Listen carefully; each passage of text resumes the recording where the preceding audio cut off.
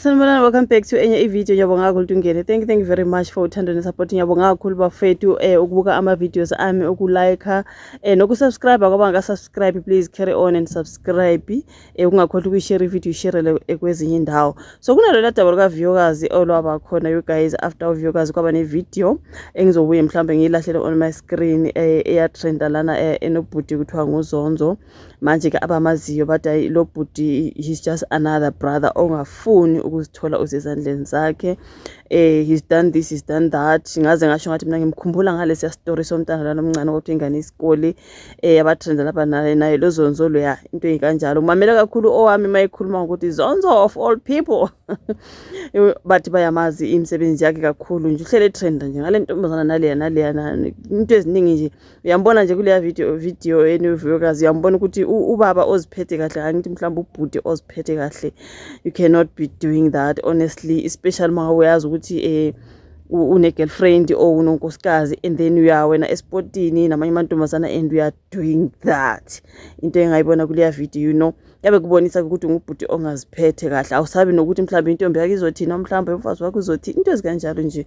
Yatrenda le ndaba kaVuyo bafethu abantu abathi ngibamgxeka uVuyo bathi hawu siqeda ukukusupporta kangaka, sikubongela ekutheni usukile ezandleni zikaMpumelelo Mseleku. Honestly uzilahlela komunye uMpumelelo Mseleku futhi nje lo ngathi uwes kunoMpumelelo Mseleku. Kungcono kuMpumelelo Mseleku uyashadana avela athi isithembu sikayise into ekanjalo yabona. Manje lo Zonzo bathi hayi ngenye nje indaba engakhulumeki. So bamgxeka abantu uVuyo wazuza nevideo ezochaza ukuthi ayi wayiphuzile. Kwaba nabantu abathi ayi uchazani vele umonakalo sewenzekile Vuyo. Okay, this is just not for you. Abetha akukufanele. Kuningi nje kwakhulunywa laphana bafethu baningi abantu babethi siphoxekile ngalesenzo sakho Vuyo. There was just a whole lot for me. Ngakuthola ukuthi sometimes into yomunye umuntu ayikaze ingihluphe kangako, you know what I mean. Ibehavior yomunye umuntu, whatever they do out there, just ukuthi I'm a blogger. Okay, mangabe seku online sengizoblogger ngakho, but hayi ukuthi mhlambe kuyangihlupha uma ngiqeda ukwenza ivideo nje sisuke sengiphumile lapho, you know what I mean. Akuyona into nje ngaze ngithi ngicomment ngithi ngiphoxekile or kanjani. Uyayibona leyo nto, angikho lapho guys. When I blog ngiyablogga nje, ngiblog ngenhliziyo, you know what I mean. Akuna ukuthi ngimanobana ngithanda ubani ngithanda ubani. That was just me. So udaba lukaVuyo leyo la trend bafethu kwathiwa ke kunentombazana lana eyintombi kaZonzo. Angazi bathi bani igama ngizolikhumbula njalo, liyabaleka kanti baluHazel. Okay, uVuyo udate ngazi bathi long girlfriend yakhe uHazel loyo. So Hazel was out here naye ekhuluma lokhu nalokhu. So I think the reason why we are big here odabeni lukaVuyo bese ngicabanga ukuthi ludlulile is because uHazel lona uyoya lapha kwi-podcast eka Bhutulungelo. Okay, Lungelo KM uZonzo Zonzo uHazel bebem-interviewer ukhuluma ngodaba lukaZonzo noVuyo. So kunabantu abaningi abathi hawu sisi, okay, asiyalu you are the girlfriend. Uyabona nawe i-boyfriend yakho ukuthi injani, iphethe umuntu oziphethe kanjani emphakathini. Akuwena watrenda kuleya video, kwakunguZonzo noVuyo. So wena as a girlfriend sokunguwe manje ku-podcast ukhuluma ngalo leya daba, akumele mhlambe kube uZonzo o mhlambe uVuyo okhuluma ngale matter kwi-podcast. Nguwe ozoyichaza ukuthi njani umuntu akaba ulwela uzomela i-boyfriend yakho mhlambe or kanjani. Nami ngazibuza ngathi why was she the one in the interview? Ngaba phela nguVuyo lo watrenda laphana bafethu. So mhlambe sizokhulumela indoda yakho ukuthi mhlambe uVuyo umuntu omubi, indoda yakhe nje angeke phela asoze mntakabawo, you know what I mean. For me nje nami ngeke ngayibheka nje ngendlela ukuthi I think she's there to like fighting for my man, you know. Ngizokhulumela ubaba. I do not know, I just didn't get why uHazel lona kunye ku-interview ngodaba lukaZonzo obekade ezikhiphile noVuyo doing whatever. Asiboni Hazel phela kwi-video eyatrend abantu babaza sezwa nje ukuthi he's got a girlfriend, her name is Hazel what. But manje Hazel sekunguwe kuma-interviews kungena uVuyo ba-interview uVuyo bambuza ukuthi what was happening, wena sotholakala unoZonzo kanti mhlawumbe ngoba wathi uVuyo ubengamazi ubhuti yena into ekanjalo yena mhlawumbe babiza uVuyo ezochaza udaba lakhe. I'm just saying, you know. Kodwa mangabe Hazel sisi sokunguye manje laphana kwi-interview abantu bathi hawu engenapho sisi because Lese mhlambe uZonzo noVuyo bebethandana. Okay, lese mhlambe bebethandana. Vuyo was supposed to be there for the uthe uVuyo akamazanga ubhuti. Like for me nje I sound angithi you are the girlfriend, Vuyo is the girlfriend. Asithi bebethandana. Vuyo is the girlfriend, you are the girlfriend. So you cannot be there to speak about something that was on the video where Vuyo was. This is just what I'm saying.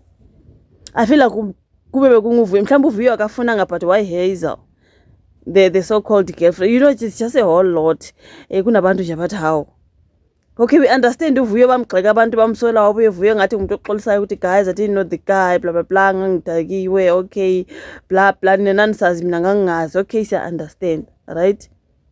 But for Hazel to be now talking about that matter as if girl awushathanga nokushadwa just a girlfriend, ayi mina ngeke ngibe out there ngiyokhulumela umuntu ohambe ijule namantombazana bese mina I do not know what am I, the main girlfriend senzohamba manje ngikukhulumela kuma interview akeke mntakamba. So itrenda nje le ndaba again ngoba phela abantu bathi njani manje lo sisi ungubani? He's not your husband, girl. You are just a girlfriend. What if uyadlula nakuwe? Like nje, you know? Manje ngiyayibona le ndaba nje ngathi ijikile back. I'm like, sibuya futhi njalo la. Lungelo's exclusive chat with Hazel sparks a fresh debate over the Vuyokazi and Zonzo affair. Ngabantu laphana ngika ex kumanje. One thing about my girl is they will stand with Vuyokazi and I'm here for it. Zonzo is not Hazel's husband. She was duped. Okay. And what's happening with you? Such clown behavior. Cela ama-comments nje laphana you guys kukhulunywa ke ukhona othi hawe ukushadile yini lo mfana so embarrassing. Bathini kini ayibo awusisi ngeke it's enough manje miyekeni. Ngama-comments agcwele laphana ithi ngibone le bathi abanye lapho indoda i-boyfriend ye-community yonke wazihlaza mntana ndini.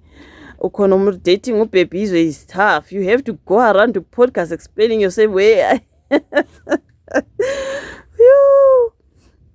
you like acting dangerous and that time Vuyo is giving you sleepless nights.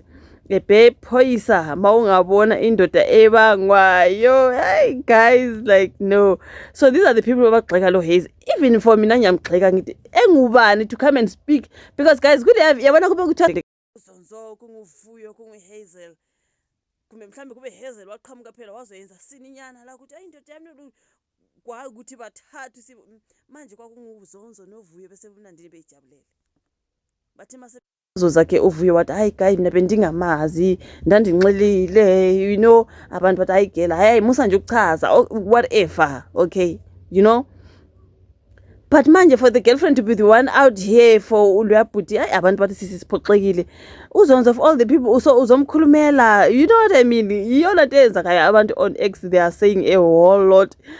Oh my God, what am I gonna do? What I am not going to do is hear Hazel out because Zonzo is not her husband. The same way he duped Vuyokazi.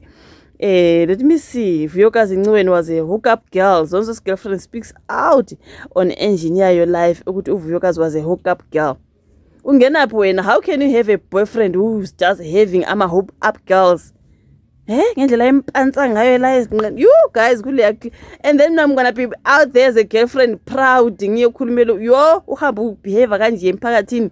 Mina ngikwi-podcast ngiyokhulumela. Hayi. Shame. Ukabona di bunu tsa noga. I will never do that. I will never do that. Ukonote, this one went to a podcast hoping that she will embarrass Vuyokazi, only ended up embarrassing herself. That is, when will we stop fighting against fellow women and fight the culprits? Injalo nje. She's not supposed to be speaking against uVuyo vele. Kumele nje ebe nje edila nale boyfriend we bengita ama notifications ngwacimile. Ebe edila nale ndoda yakhe akaziphethe lo yabhuti. Yekela nje abantu bethi Zonzo of all people. Kumele nje usisebedila nalo yabhuti ngoba ayi ngeke. What kind of a guy is that? And then a girlfriend yakho is out here like wow, like she's a Mrs. You are just a girlfriend. Asisi ungazihlazi. Utomi Hazel reveals uZonzo is the one who told her Vuyokazi was his one night stand. Sana, I'll never reveal such information publicly, especially if I'm willing to continue dating the guy. Hayi, inoba ndiyapambana. It's embarrassing. How was Hazel able to share such? Also nje amadoda wasekho indoda ayiphike ize ime ngomlenze. What the f Azonzo, yo bendizophika, I would never come cleaner soze.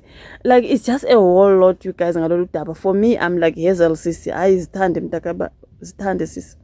Zithande, hayi angeke phela.